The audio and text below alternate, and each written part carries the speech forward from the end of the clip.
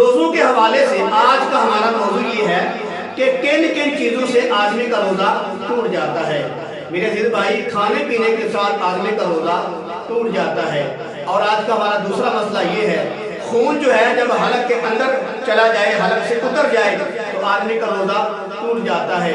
آج کا ہمارا تیسرا مسئلہ یہ ہے، غسل کرتے وقت اگر آدمی کرونی کرے گا تو پانی حلق سے نیچے اتر جائے گا تو آدمی کا روزہ ٹوٹ جائے گا۔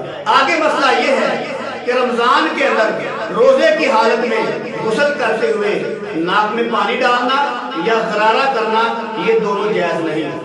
اگر ناک میں پانی ڈالتے ہوئے یا غرارہ کرتے ہوئے پانی اندر چلا گیا تو آدمی کا روزہ ٹوٹ جائے گا۔ آگے مسئلہ یہ ہے، کیا سگریٹ پینے کے ساتھ یا ہوکا پینے کے ساتھ آدمی کا روزہ کیا ٹوٹ جاتا ہے؟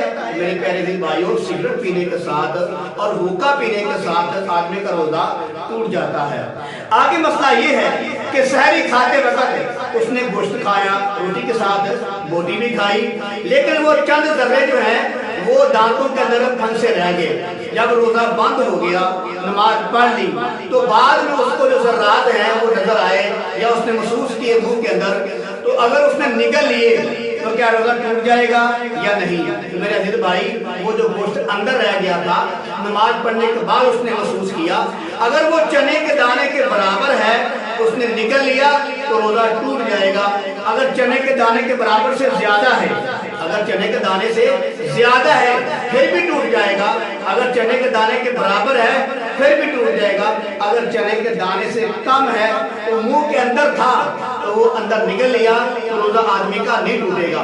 آگے مسئلہ یہ ہے، یہ تو وہ چیز تھی جو منہ کے اندر تھی، اگر وہ منہ سے باہر کوئی چیز ہے تو وہ اگر کوئی ذرے کے برابر ہو وہ اندر چلی گئی تو آدمی کا روزہ ٹوٹ جائے گا۔ آگے مسئلہ یہ ہے، کیا ناک میں دعا ڈالنے سے اور کان میں دعا ڈالنے سے آدمی کا روزہ ٹوٹ جاتا ہے؟